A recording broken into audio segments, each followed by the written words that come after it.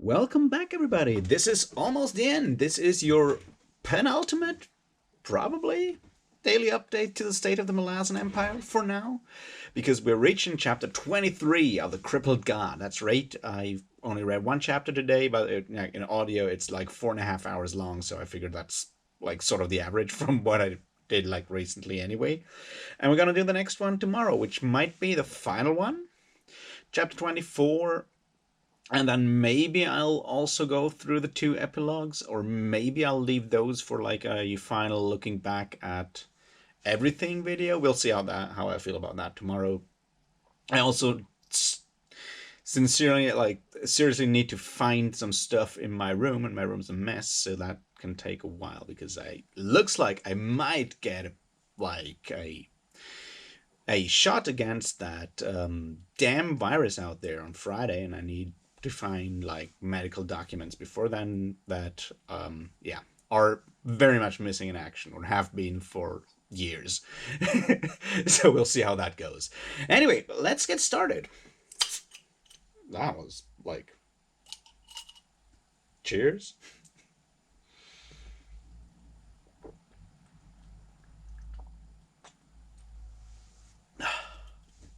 All right. Obviously, chapter 23 is one huge fucking battle. And I'm not an expert in military stuff. So I'm just hoping that Graceless Passion will do a recap of that as a video with wonderful animations and all that jazz, explaining how all that shit works. Or maybe they already talked about it in that battles...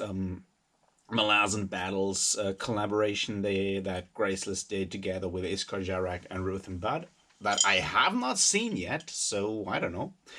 But anyway, I'm not going to go into the military details of all of this, because yes, they're there. Probably. And they most likely actually make sense, but I'm not an expert. I just hope that all those, fortifications and all that shit make sense, and that's about it. But on the other hand, if you have like, I don't know, fortresses that shoot like onager bolts at giant dinosaurs, I think we can also kind of, not think too much about military realism here. Anyway, so I want to look at more like the other stuff that makes this chapter still very interesting. There's a bunch of these things going on. First of all, I want to look at the structure a bit. To wit, we still don't know what's going on with the adjunct, right? We've left her at the end of book 6. We're now 3 chapters into book 7, the final book, and we've met everyone else but the adjunct and the bone hunters. They're still on the glass desert, probably, and no one else knows what's going on with them either. Which I feel is interesting because it literally means that for now, for large parts of that final book, of book 7 of the Crippled God, the Bone Hunters are literally unwitnessed because we can't witness them. Because, yeah, no one knows what's going on with them. So yeah, that's just an interesting idea, like from the structure of how the book is built up in this point. And so now we get that that part of the battle that is about the heart of the Crippled God at the Spire in Kalance with the Letheri army and the Volcando army and the Changemal army, and suddenly we also have a bonus Toblakai army, and we have all of a sudden a bunch of Tlanai Mass that show up, and all these other things. Now this is interesting in a way. There's two things that are interesting. Like, one thing that's interesting with the Tlanai Mass army showing up is like, we never found, like, I would have wished for a situation earlier on in the scenes with Anos Tulan where he actually, where we get like at least a small hint that he has a plan that goes beyond we will all want to die. So the whole idea that he's still serving Kellenvet, the Emperor, in that conversation that he has with Stormy and Gessler, kind of feels weird. On the other hand, maybe he just remembers that in that situation when he's like, yeah, we would just want to die, and then Gessler and Stormy is like, yeah, you know what? We have a really good reason to die for you. Why not choose that one? And maybe that's the case there, but I felt that it came a bit out of the blue there that the Tlana Mouse went to that particular place and so forth. But you know, that's that. So we have already a lot of the old founding races, so to speak, all these different old people. We have the Tlana Mass there. We have the Kachin Jamal there. We finally actually learn in an aside that apparently the Kachin Naruk attack on that last Kachin Jamal nest was planned. Was it made because of a deal that Sister Reverence struck with the Kachin Naruk, which, you know, interesting information, I guess. But yeah, so there's all of that. All of these old people are come back. We have even the Jagged showing up later on during the battle. We have like, so it's something of that whole like history repeating itself, or at least like the same like people coming back for that final conflict, which is interesting because not only is it, this is something that I found fascinating here. When we have that final battle and we have the Kachin, we have the Imas together with the Kachin Chamal and the Jughood, and they're like, all we need now is a few Thalakai, and we're back to that whole old war against death kind of thing, which seems to be something that happens in Karganas. And then the Toblakai also show up, and we have all of that. We have that big reunion, basically. But my point is that it's been something that has been brewing for a while now, through like the last couple of books. But we realize now that the end of the Malazan Book of the Fallen, the whole thing about the Crippled God is also the end of something larger and much older that has been hinted at all this time. But yeah, and this is, I guess, where we see like the actual like mastery of Stephen Erickson when it comes to actually bringing all these plot threads of these 10 big books and all this other stuff kind of together and distill a few important points out of it, like a few important facets, themes, and so forth. I mean, he's also not afraid to just let some plots end in sort of like go nowhere for a while. That's like, you know, that's the other side of it, that he doesn't mind doing that, which also makes sense because it's a huge planet. Not everyone shows up for the final battle. That's just not how that works. But still, the way he manages to have like that return of all these old people that have been like sort of away from the world, because when you look back, it's like the Tlana Mass were mostly hidden until the Emperor like got them back together, like, or like sat on that first throne and got Logros to follow him, and the Jaghood were mostly gone because of the war against the Tlana Mass, and the Toblakai were mostly suppressed or enslaved or lived on, I don't know, the later on plateaus somewhere in the middle of nowhere where no one like found them.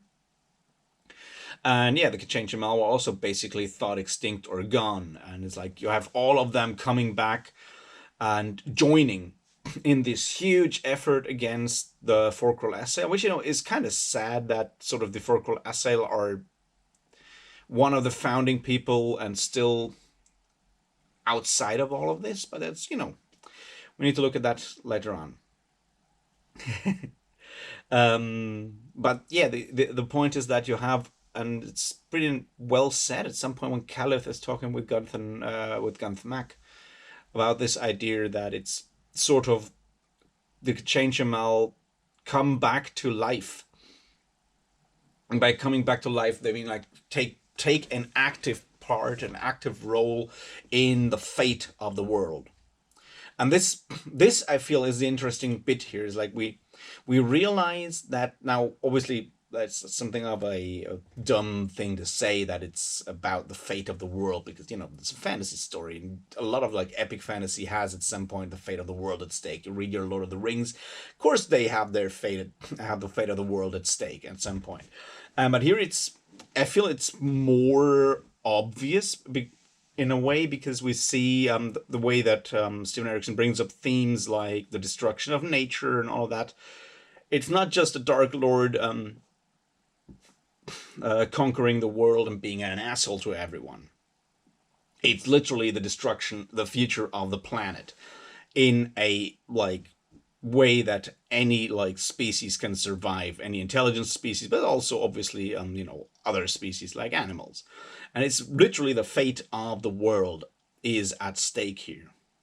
And what happens now is that people like the Chain Chamal and the Jakut at this point, and the Imas, once they become Imas, no longer Tilana Imas, but even before then, like all of them actually come back, show up, and take part and take at least part of the responsibility for the future of the planet, in a way, of the world.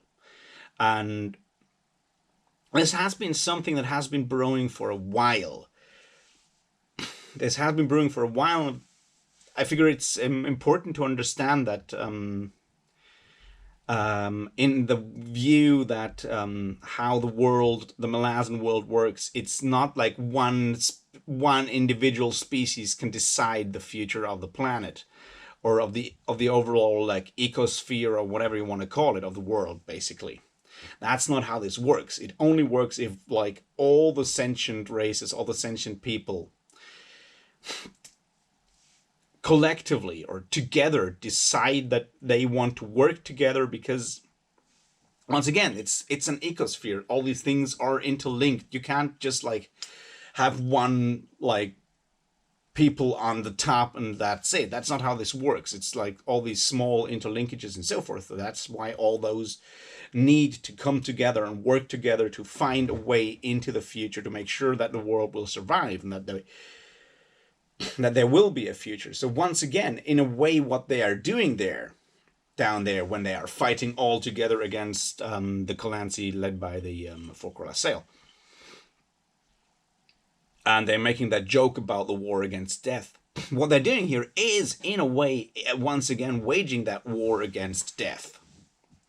Because they are waging that war against the utter destruction of the world. So that is sort of the war against death, just on this mortal plane, with a small difference that also they have help from the army of the dead, that being the bridge burners, who join in that battle at some point as well, because they are not just the Lord of Death. They are still like, they have that thing that we see a Hood like struggling with. That it's like they don't accept the fact that they just personify an arbitrary force of nature, that being death.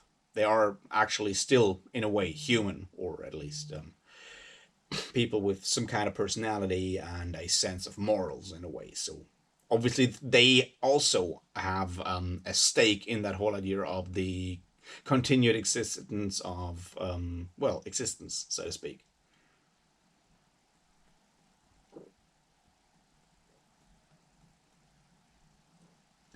So yeah, there's that aspect to it, and I think that's an important one.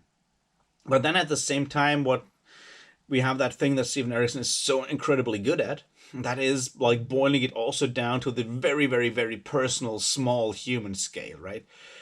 We have these small human moments in there. We have that moment with Queen of Brastal when she's realizing how young her message writer is. We have the very, very, very human drama or love about the love of Aranik when she manages to save, with the help of all kinds of other people, to save Bryce Baddick from actually dying for now. We have the friendship of Gessler and Storm, which is the one point that like makes me cry every time, is when Gessler and Stormy actually go after Sin to make sure that she doesn't just take the hat of the crippled god and all of that. And they go through the fire, and it's like, we've spoken about that before. That they are two people that are trying to remain human, to stay human and not become like the inhuman ascendants that they are on the brink of becoming, in a way, when you have that them quarreling all the time and so forth. And what they are doing here, while it being like sort of heroic, if you want that, what they're doing here is, on the other hand, exactly that thing. It's them fighting for their humanity while also saving the world, or helping saving the world. And Stormy sacrificing himself to give Gessler that chance to go up and face the Forkral assail is the first part of that. But then, when you have up there that scene with Gessler and Bent, the dog, showing up, finally, and attacking the Forkral assail, and Gessler, instead of just, going to save himself, which he could do, he actually instead goes and saves the dog, which, is exactly that choice of him staying human, showing compassion and being a human being. And yeah, breaks my heart every time. But the other thing there that I wanted to look at is the end of Sin. Because, Sin had become, over the last couple of books, this more and more inhuman person, where you see that through that scarring that happened in her past, in her childhood, during the rebellion in Seven Cities, when she was raped, and that broke her in some irreparable way, and opened her to the magic of fire and so forth. But in that final moment when she attacks, and she seemed to have left all humanity behind, but when she comes back to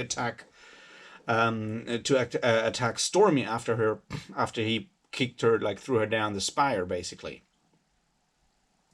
When she comes back, she has fallen back completely. All of that is gone, and she's once again just that little child that doesn't want to be hurt, and is taking revenge for being hurt, or fighting back after being hurt.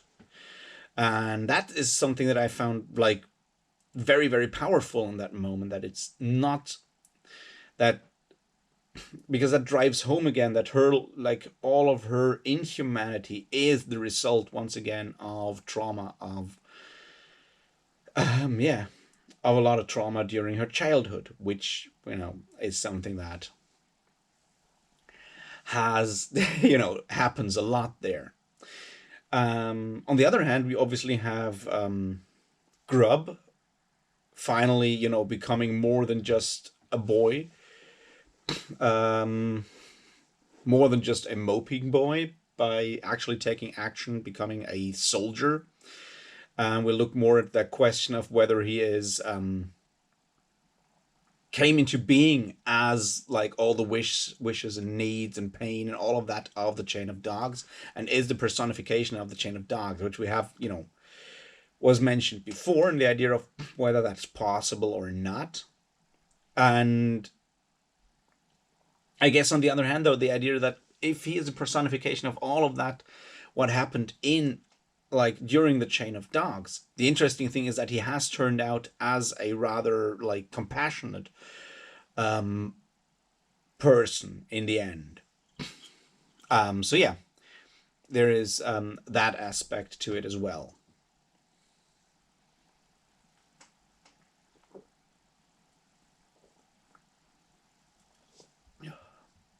What else was interesting? The end of Olar Ethel. Because we see that situation when Fenner is killed. We need to talk about that in a minute as well. When Fenner is killed and blood rains down, and all the Talan Emas become human again, or like Emas again, or live again. And also goes for Olar Ethel. And yeah. But she's still holds on to her original plan, so forth. So she doesn't use that gift of new life in any like meaningful way, just as Sister Reverence doesn't do that. They don't take that chance in a way as a chance for change, because that I feel is the other thing that you see in at this point, the idea of being able to change as a people, being able to change, adapt, and set aside the mistakes, problems, fuck ups, and all the other stuff that we've done wrong before. Um, which, yeah, something we need to talk about later on as well. Um, and she and Sister Reverence are two of the people that are very much not able to, change change their views, change their way of life, and so forth, and that is why they are ultimately doomed in a way. It's still obviously kind of painful to see her die, but I'm not saying she doesn't deserve it. I'm just saying it's still kind of sad. But on the other hand, we're getting an actual happy end for Onos Tulan. He gets his kids back, and even Hetan is alive again. Now I'm not quite sure how that one worked, because I remember Tok picking up her body, but was she just brought back to life because someone really liked them, or was that because her corpse was also like got also touched by the blood of Fenner? I'm not quite sure. But let's talk about Blood of Fenner and the murder of the wolf gods by Tanakalian.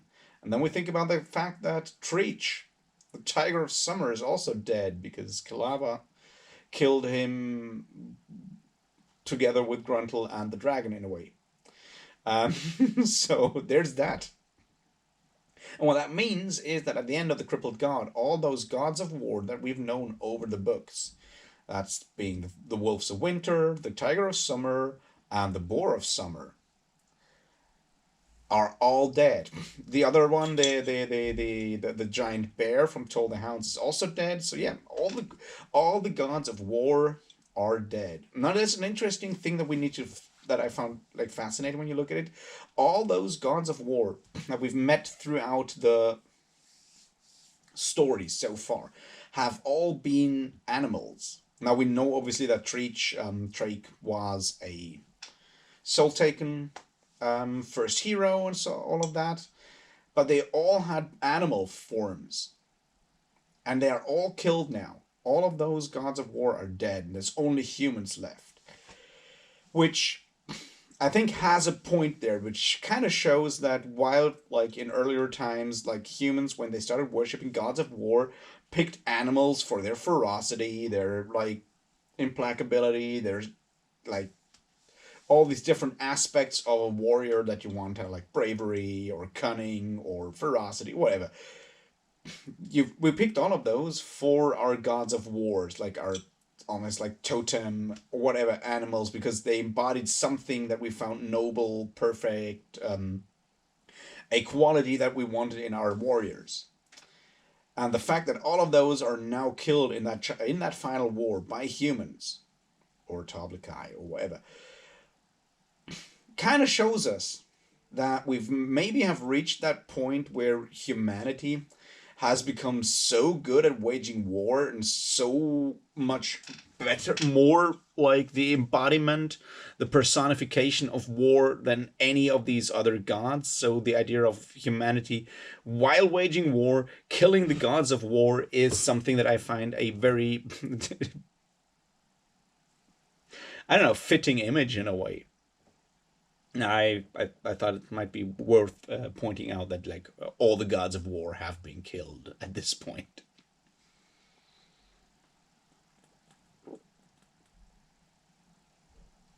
So what else? We certainly need to have us a look at Karsa Orlong being very human. and very much not into civilization. Well, we've known that before, but he actually shows compassion. And this, I feel, is a very interesting thing because throughout his like story arc from Corsa Orling starting out as the barbarian on the later on plane that just wants to go kill children, and all the way he's very much into destroying stuff and so forth, and he very very rarely displays other aspects of this idea of a non-civilized person. And here, finally, at this point, he finally goes and actually shows that idea that compassion, these small gestures that are part of like basic humanity, of us being human, that being the idea of showing compassion, being kind to people, not being cruel, not like letting ourselves not feel. That those are things that we learn through societies, through civilization. When we have too many people around us, we start to realize that there's so much suffering, so much unfairness out there that it's kind of difficult to feel for all of it all the time, or we just become more and more reliant on like rational like trade-offs and all of that stuff, the transactions in everything that we do in life, that we expect something back for every single emotion, for every single deed in our lives. Those are aspects of civilization, the fact of like hiding in the masses of crowds and so forth. Those are in a way, I mean, in a way, something like civilization is sort of happens if people live together for a while. But the point is that we should try to not lose these aspects of humanity, like being compassionate and so forth. So him actually taking Munnak, whom we remember is the artist from Memories of Ice, who drew the cards at the beginning of Memories of Ice. Yeah, that one that he actually takes him in his arms and just stays with him until he dies. That little act of like, yes, humanity, of dignity, of compassion, that doesn't cost Karsa Orlok much, but that's not the point. He just does it because it's right.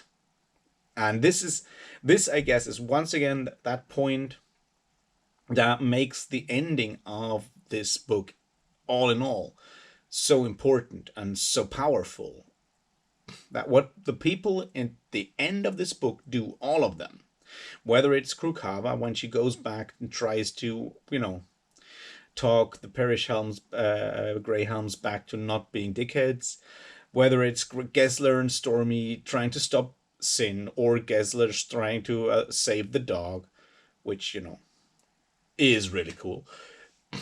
Whether it's the whole idea of freeing the crippled god, it's the right thing. And it's that enormous power of the Malazan Book of the Fallen, of the crippled god at the end, is the idea that not just individual heroes, which there are obviously, but not just individual heroes who are cool and larger than life or whatnot, but like everyone, like entire armies, entire people can decide to do the right thing. And this is super super powerful when you look at like our worldview nowadays. When you look at a lot of like your more like grimdark fantasy, not even only your grimdark fantasy, like the idea that an entire people can decide to actually do the right thing and change their mind or change their course of action and do the right thing for once, without asking for like huge compensation or anything, but doing it because it is the thing that, yeah, the right thing that needs doing.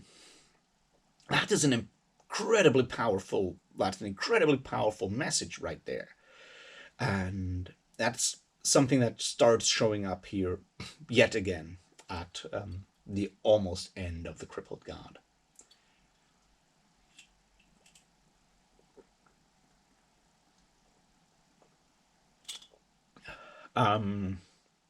Yeah, what else? Yes, that point when when Hood just steps on that place on top of the spire and smashes Sister Reverence and just says, "I had enough of your justice." That was just, yeah. Once again, Hood is a pretty cool character. All in all, we get the point of why he's so pissed off and why he is so angry at this point. But yeah, I feel that's sort of most of the things that I found interesting in this chapter. Tomorrow we'll have an even longer one, as I said. I'm not quite sure if I'll just do the chapter and then go through that like last hour of epilogues for an individual video. It really depends on how much time I have to actually read tomorrow. We'll see how that goes. Anyway, yeah, I hope you have a great Tuesday evening, and I'll talk to you tomorrow about this, maybe even about something else as well. We'll see. Until then, cheers.